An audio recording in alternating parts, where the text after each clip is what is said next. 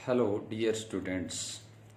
आज हम राजनीति विज्ञान कक्षा 12वीं का समकालीन विश्व में राजनीति के अंतर्गत अंतर्राष्ट्रीय संगठन का अध्ययन करेंगे और अंतर्राष्ट्रीय संगठन में मुख्य रूप से हमारे लिए अध्ययन का जो विषय है वो संयुक्त राष्ट्र संघ है। प्यारे बच्चों, संयुक्त राष्ट्र संघ के बारे में आप भली भांति परिचित हैं। इस अध्याय में हम निम्नलिखित टॉपिक्स पे फोकस करेंगे। अंतर्राष्ट्रीय संगठन का अर्थ, अंतर्राष्ट्रीय संगठन का महत्व, अंतर्राष्ट्रीय संगठन के गठन की पृष्ठभूमि, संयुक्त राष्ट्र संघ के मुख्य अंग और यूएनओ यानी संयुक्त राष्ट्र संघ के अंगों की शक्तियां और कार्य। सर्वप्रथम हम अंतर्राष्ट्रीय संगठन के अर्थ को जान लेना चाहेंगे। प्यारे बच्चों, अंतर्राष्ट्रीय संगठन प्रभुसत्ता संपन्न राज्यों का एक औपचारिक संगठन होता है जिसकी स्थापना अंतर्राष्ट्रीय शांति, सुरक्षा एवं सहयोग के लिए की जाती है, जिसकी मूल भावना मानव समाज को संघर्षों से बचाना है। इसका सीधा सा अर्थ ये है कि इसमें केवल प्रभुसत्ता संपन्न राज्य शामिल होते हैं और इनका उद्देश्य यानी संगठन बनाने का जो मुख्य उद्देश्य होता है वो अंतर्राष्ट्रीय शांति, विश्व स्तर पर शांति, सुरक्षा एवं सहयोग और मानव को संघर्षों से बचाना, जो अपने स्वरूप, आधार, उद्देश्य की दृष्टि से भिन्न होते हैं, जो अन्य संगठनों से भिन्न होते हैं। ऐसे संगठन को हम अंतर्राष्ट्रीय संगठन की संज्ञा देते हैं। परिभाषा में ऑर्गेन्स्की ने अपने सुंदर शब्दों में इसका वर्णन किया है और उन्होंने कहा है कि अंतर्राष्ट्रीय संगठन की स्थापना कब होती है? जब कुछ राज्य इकट्ठे होते हैं तथा उनमें से प्रत्येक यह अनुभव करता है कि यह औपचारिक संगठन क्रियाशील होने से उनको लाभ होगा। अर्थात ऐसा संगठन के लिए प्रभुसत्ता संपन्न राज्य केवल तभी इकट्ठे होते हैं जब उन्हें यह अनुभव होता है कि ये जितना एक्टिव होगा संगठन, उतना ही ज़्यादा तुम्हें इसका लाभ मिलेगा। प्यारे बच्चों, ये संयुक्त राष्ट्र संघ का लोगो है और नीचे मैंने संयुक्त राष्ट्र संघ का स्थापना दिवस इस पर अंकित किया हुआ है। संयुक्त राष्ट्र की पृष्ठभूमि के विषय में हम पहले जान लेते हैं कि किस तरह से संयुक्त राष्ट्र संघ अस्तित्व में आया, किन किन चरणों से इसे गुजरना पड़ा। प्यारे बच्चों, 1914 से 1919 तक पहला विश्व युद्ध हुआ और 1919 में लीग ऑफ नेशंस की स्थापना हुई, परंतु यह अंतर्राष्ट्रीय स्तर पर शांति, सुरक्षा एवं सहयोग को कायम नहीं रख सका और अंततः 1939 में विश्व में दूसरा विश्व युद्ध शुरू हो गया। दूसरा विश्व युद्ध 1939 से 1945 तक चला। हालांकि संयुक्त राष्ट्र संघ की स्थापना 1945 में हुई, परंतु इसकी स्थापना के लिए अनेक प्रयास युद्ध के दौरान ही शुरू हो गए थे और उन प्रयासों में हम सबसे पहले लेते हैं लंदन घोषणा। 12 जून 1941 को मित्र राष्ट्रों New Zealand, Belgium, Britain, Canada, France और ऑस्ट्रेलिया के प्रतिनिधि इकट्ठे हुए और उन्होंने लंदन में एक घोषणा पत्र पर हस्ताक्षर किए। उसे लंदन घोषणा के नाम से जाना जाता है। इसके बाद 1941 में ही, अगस्त 1941 में अटलांटिक चार्टर, बच्चों चार्टर किसी भी संस्था की नियमावली को, संविधान को हम चार्टर कहते हैं। तो अगस्त 1941 में अमेरिका के राष्ट्रपति रूजवेल्ट, ब्रिटेन के प्रधानमंत्री चर्चिल अटलांटिक महासागर में एक युद्ध पोत पर मिले और दोनों ने विचार विमर्श करने के बाद एक घोषणा की कि विश्व में शांति स्थापना के लिए कुछ सिद्धांत हमने निश्चित किए हैं और उन सिद्धांतों को ही अटलांटिक चार्टर का नाम दिया गया। बाद में सोवियत संघ ने भी इस चार्टर पर अपने हस्ताक्षर अंकित कर दिए। इसका सीधा सा मतलब है कि यहाँ से संयुक्त राष्ट्र संघ के गठन के लिए नियम निश्चित होने शुरू हो गए। संयुक्त राष्ट्र घोषणा 1942, इसके बाद में 1942 में अमेरिका भी मित्र राष्ट्रों के साथ युद्ध में शामिल हो गया। रूस ने जर्मनी के विरुद्ध युद्ध छेड़ दिया। इसके दूसरी ओर जो धुरी राष्ट्र थे उनमें जापान भी युद्ध में कूद पड़ा। इसके परिणाम स्वरूप युद्ध का क्षेत्र बहुत विस्तृत हो गया। यानी इस समय असलियत में या मूर्त रूप में विश्व युद्ध शुरू हुआ था, या इसे वास्तविक रूप में विश्व युद्ध की संज्ञा इस समय से ही, जब अमेरिका, सोवियत संघ और जापान इस युद्ध में कूद पड़े, तभी से इसे विश्व युद्ध की वास्तविक संज्ञा दी गई। प्यारे बच्चों, इसके बाद आता है याल्टा सम्मेलन। याल्टा सम्मेलन, इसमें त्रुटिवश उल्टा सम्मेलन लिखा गया, इसको ठीक कर लेना। ये याल्टा सम्मेलन कहलाता है। संयुक्त राष्ट्र संघ में अगला जो मुख्य रूप से सम्मेलन हुआ वो रूस के एक शहर याल्टा में 1945 में हुआ। इस सम्मेलन में रूजवेल्ट, स्टालिन और चर्चिल, रूजवेल्ट अमेरिका के, स्टालिन सोवियत संघ के और चर्चिल ब्रिटेन के नेता थे। उन्होंने इसमें भाग लिया और इस सम्मेलन में संयुक्त राष्ट्र के गठन, उनकी सदस्यता की प्रकृति और उसके आकार पर विचार विमर्श किया गया और ये निर्णय लिया गया कि अगला सम्मेलन सैन फ्रांसिस्को में बुलाया जाएगा। अंततः सैन फ्रांसिस्को में ये सम्मेलन 25 अप्रैल 1945 को हुआ और इसमें विधिवत रूप से संयुक्त राष्ट्र संघ की घोषणा की गई। इसमें 50 राज्यों ने इस घोषणा पर हस्ताक्षर किए और इस सम्मेलन में संयुक्त राष्ट्र संघ का चार्टर भी तैयार किया गया, जिसे 26 जून 1945 को 50 देशों के प्रतिनिधियों ने हस्ताक्षरित किया। ये थी संयुक्त राष्ट्र संघ की पृष्ठभूमि, यानी उसकी स्थापना किस तरह से हुई, किन किन प्रयासों के द्वारा हुई। अब बच्चों, बात आती है कि हमें ऐसे संगठनों की आवश्यकता क्यों पड़ती है, क्यों जरूरी है अंतर्राष्ट्रीय स्तर पर संगठन स्थापित करने। तो पहला, क्योंकि जैसा कि इसके परिभाषा और अर्थ में भी कहा गया कि प्रभुसत्ता संपन्न राज्यों का एक संगठन जो अंतर्राष्ट्रीय शांति, सुरक्षा एवं सहयोग के लिए इकट्ठे होते हैं। तो पहला जो आवश्यकता है, पहला महत्व है संयुक्त राष्ट्र संघ का कहिए या अंतर्राष्ट्रीय संगठन का कहिए, विश्व शांति एवं सुरक्षा की स्थापना करना।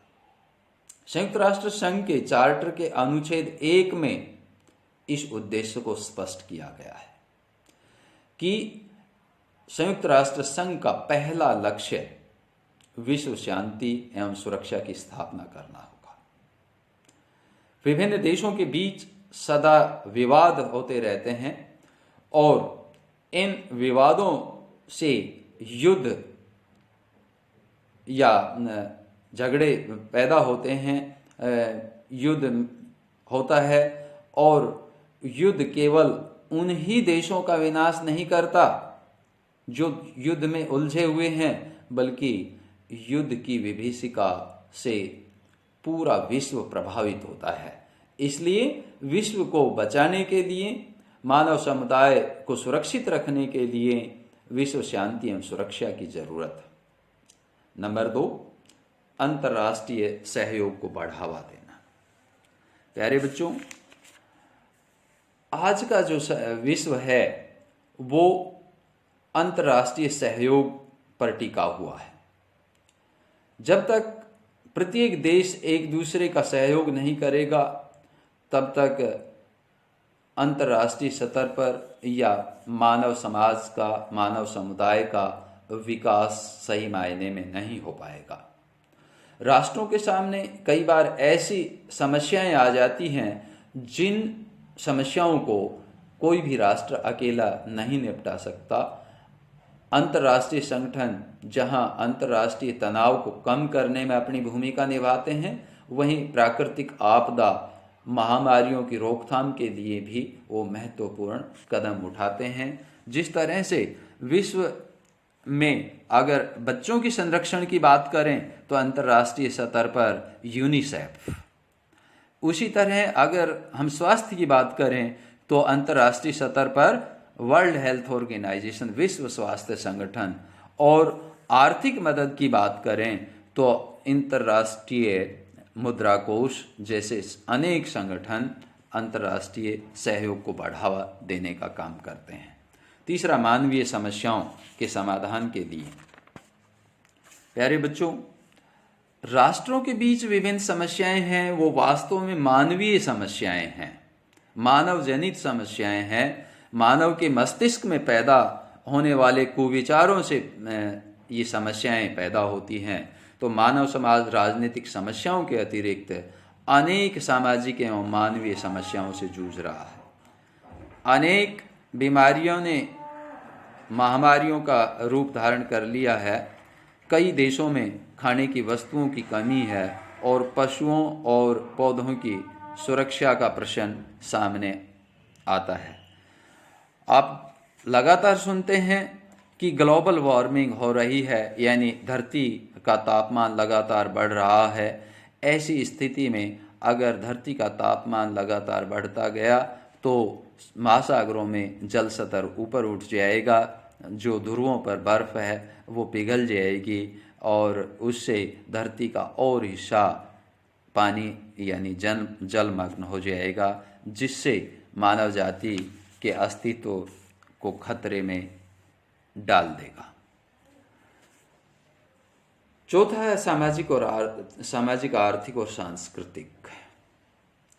प्यारे बच्चों, ये मानव समाज के लिए, मानव विकास के लिए एक बहुत ही जरूरी कदम है, जिसका निर्वहन भी अंतर्राष्ट्रीय संगठनों के द्वारा भलीभांति किया जा सकता है, जिनकी पूर्ति के लिए अंतर्राष्ट्रीय संगठन लगातार प्रयासरत रहते हैं। समाज में समानता और स्वतंत्रता स्थापित हो, आर्थिक रूप से किसी भी व्यक्ति को या किसी भी राष्ट्र को विपन्नता का सामना ना करना पड़े, आर्थिक समस्याओं का सामना ना करना पड़े, और सांस्कृतिक विकास के लिए हमें अंतर्राष्ट्रीय संगठनों के मंच पर अपनी सांस्कृतिक जो संपदा है उसको रखना चाहिए, जिससे एक देश दूसरे देश की संस्कृति से रूबरू हो सके, एक देश दूसरे देश की संस्कृति के अच्छे अवयवों को अपनी संस्कृति में समावेशित कर सके। और लास्ट पॉइंट है अमेरिकी मनमानी पर रोक लगाने के लिए। प्यारे बच्चों, आज विश्व एक ध्रुवीय विश्व है। पूरे विश्व में एक अकेली महाशक्ति है और वो है संयुक्त राज्य अमेरिका।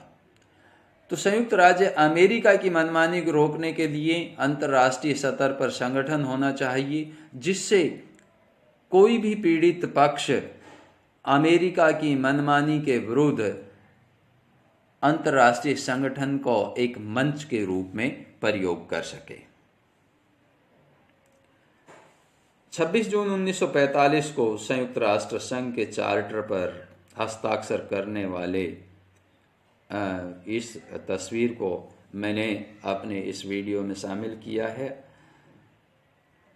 यूएनओ के मुख्य उद्देश्य।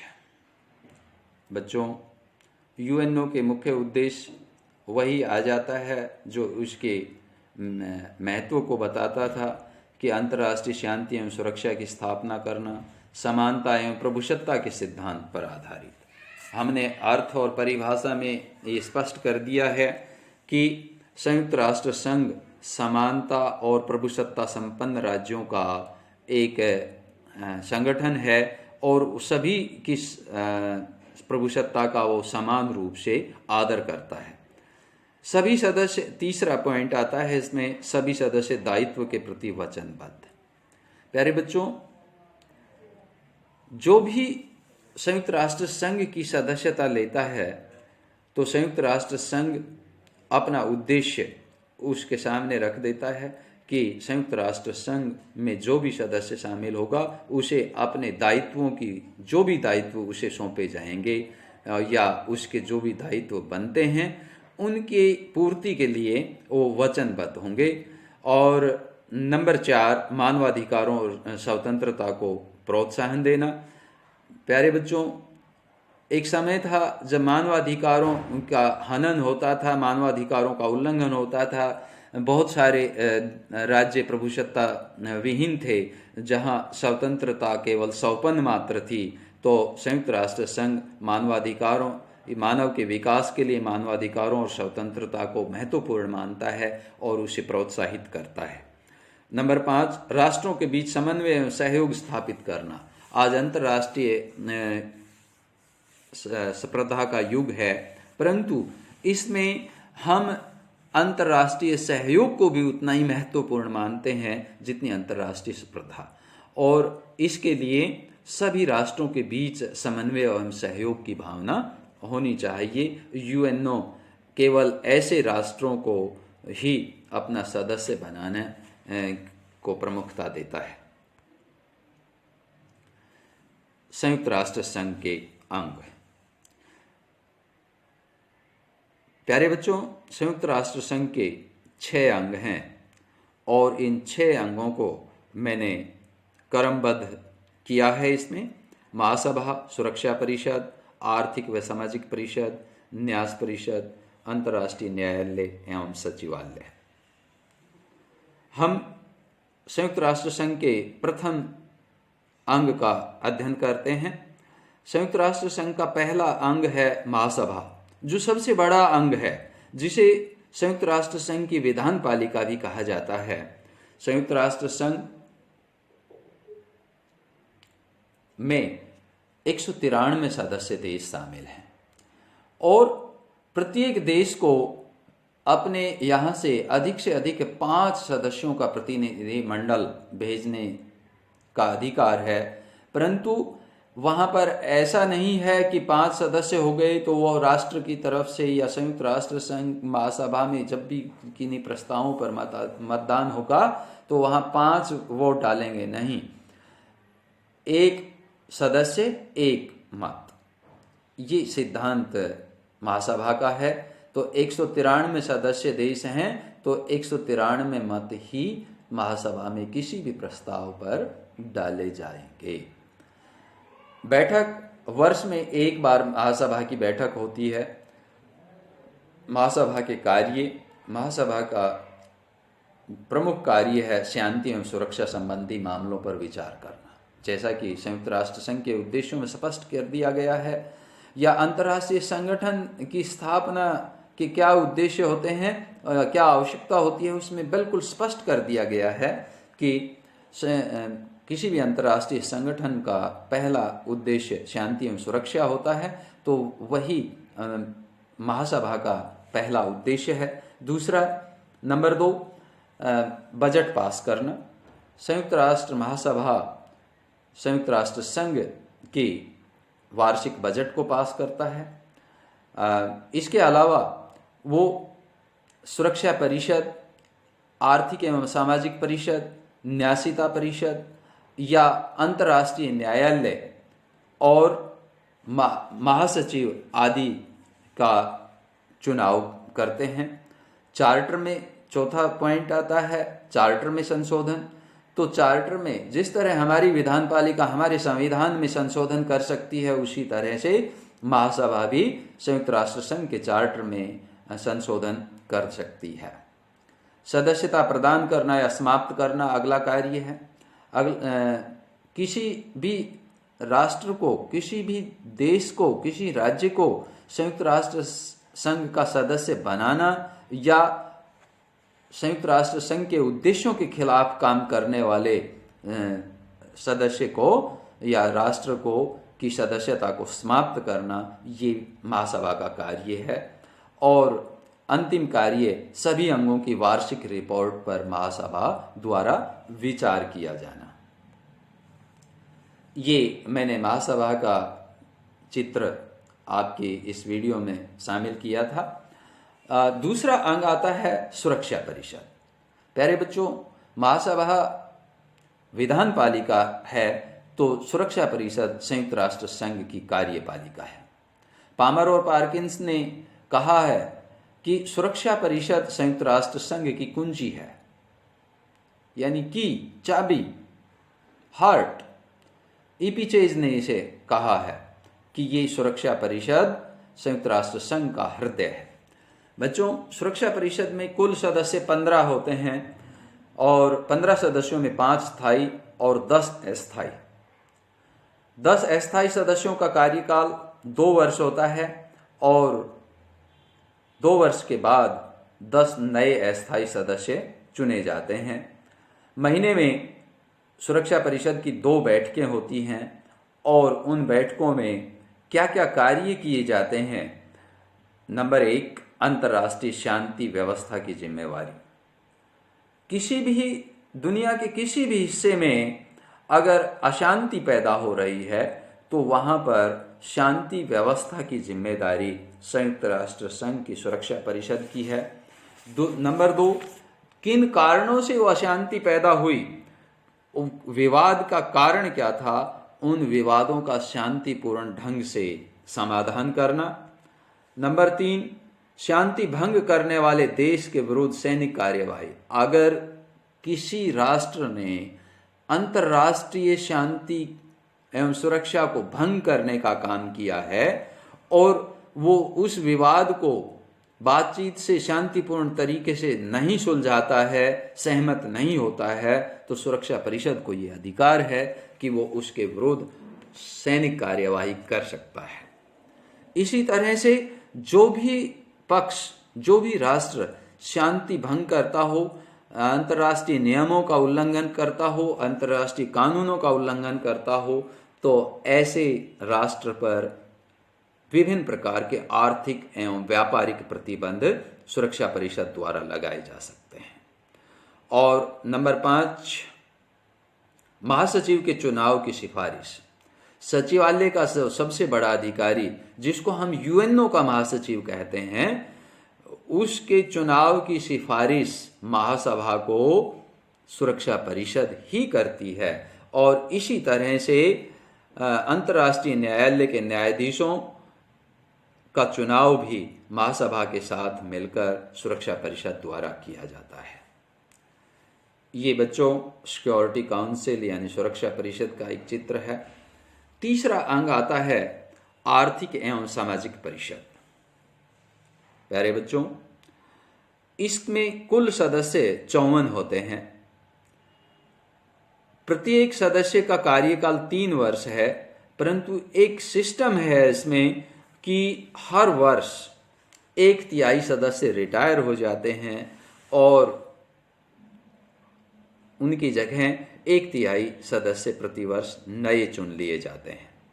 कार्य, सदस्य देशों के आर्थिक और सामाजिक विकास के लिए प्रयास करना। जैसा कि इसका नाम दिया गया है वैसा ही इसका काम है कि प्रत्येक जो सदस्य देश है उसकी आर्थिक स्थिति को सुधारना, उसके सामाजिक स्थिति का विकास करने का प्रयास करना इस परिषद का कार्य है। सभी निर्णय उपस्थित और मतदान में भाग लेने वाले सदस्यों के साधारण बहुमत से, यानी विकास, आर्थिक और सामाजिक विकास से संबंधित जितने भी कार्य किए जाते हैं उन सब का निर्णय उपस्थित एवं मतदान में भाग लेने वाले सदस्यों के साधारण बहुमत से किए जाते हैं। चौथा अंग आता है न्यास परिषद, जिसको न्यासिता परिषद भी कहते हैं। प्यारे बच्चों, ये अंग अब महत्वपूर्ण नहीं है, इसका कोई महत्व नहीं है। क्यों? क्योंकि उस समय बहुत सारे राज्य गुलाम थे, और उन गुलाम राज्यों की स्थिति को सुधारने के लिए संयुक्त राष्ट्र संघ में न्यास परिषद बनाया गया था। परंतु 1994 तक लगभग सभी न्यास क्षेत्र स्वतंत्र हो चुके हैं, इसलिए यह अंग अब निष्क्रिय है। और परंतु वर्तमान में मौजूद अवश्य है। इसके सदस्यों का चुनाव महासभा के द्वारा 3 वर्ष की अवधि के लिए किया जाता है। 5वां अंग अंतर्राष्ट्रीय न्यायालय। इसको न्याय का अंतर्राष्ट्रीय न्यायालय भी कहा जाता है। तो महासभा विधान पालिका, सुरक्षा परिषद कार्यपालिका और अंतर्राष्ट्रीय न्यायालय अंतर्राष्ट्रीय संगठन की न्यायपालिका।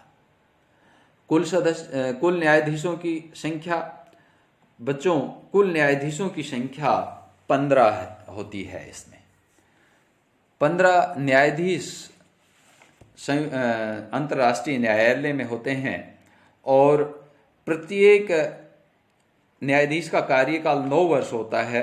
लेकिन 3 वर्ष के बाद 5 न्यायाधीश रिटायर हो जाते हैं और अगले 5 चुन लिए जाते हैं। तो इस तरह से ये लगातार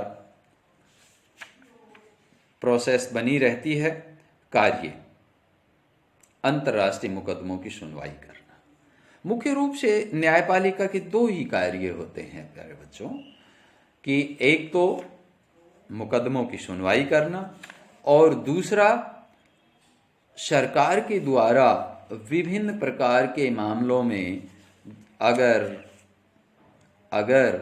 परामर्श मांगा जाता है, जिस तरह हमारी सर्वोच्च न्यायालय से भी हमारा राष्ट्रपति अगर परामर्श मांगता है तो उसे परामर्श अवश्य देता है। तो जितने भी अंतर्राष्ट्रीय न्याय मुकदमे होते हैं, उनकी दोनों जो द्विपक्षीय मामले होते हैं या बहुपक्षीय मामले होते हैं, तो उन राज्यों की सहमति से उस मामले को अंतर्राष्ट्रीय न्यायालय में रखा जा सकता है, और अंतर्राष्ट्रीय न्यायालय उन मुकदमों पर अपना निर्णय देता है। दूसरा परामर्श संबंधी कार्य। प्यारे बच्चों, अगर महासभा या सुरक्षा परिषद के द्वारा किसी भी मुद्दे पर अंतर्राष्ट्रीय न्यायालय से कोई परामर्श मांगा जाता है, तो अंतर्राष्ट्रीय न्यायालय उसे अवश्य परामर्श देते हैं। ये जो न्यायाधीश होते हैं, ये विभिन्न देशों के सर्वोच्च न्यायालय से रिटायर्ड या कार्यरत न्यायाधीश होते हैं। भारत से अभी तक मुख्य रूप से 2 न्यायाधीश अंतर्राष्ट्रीय न्यायालय में न्यायाधीश रह चुके हैं। अंतिम और महत्वपूर्ण अंग सचिवालय या कार्यालय, ये न्यूयॉर्क में स्थित है। अंतर्राष्ट्रीय न्यायालय हेग में स्थित है, हॉलैंड में हेग है, वहाँ पर स्थित है, और सचिवालय न्यूयॉर्क में स्थित है। वर्तमान में इसका जो सबसे बड़ा अधिकारी होता है उसको महासचिव कहा जाता है, और वर्तमान में सचिवालय का महासचिव, या हम ये कहें यूएनओ का महासचिव, एंटोनियो गुटेरेस है। महासचिव का कार्यकाल 5 वर्ष होता है, और महासचिव के लिए कोई भी व्यक्ति दोबारा भी चुनाव लड़ सकता है। वर्तमान जिस तरह से एंटोनियो गुटेरेस से पहले बान की मून महासचिव थे, उन्होंने लगातार 2 बार यानी 5-5 वर्ष 2 बार कार्य किया, और इनके वेतन $20,000 वार्षिक होते हैं। कार्य प्रशासनिक मुखिया के रूप में। प्यारे बच्चों, सभी प्रकार के जो कार्य होते हैं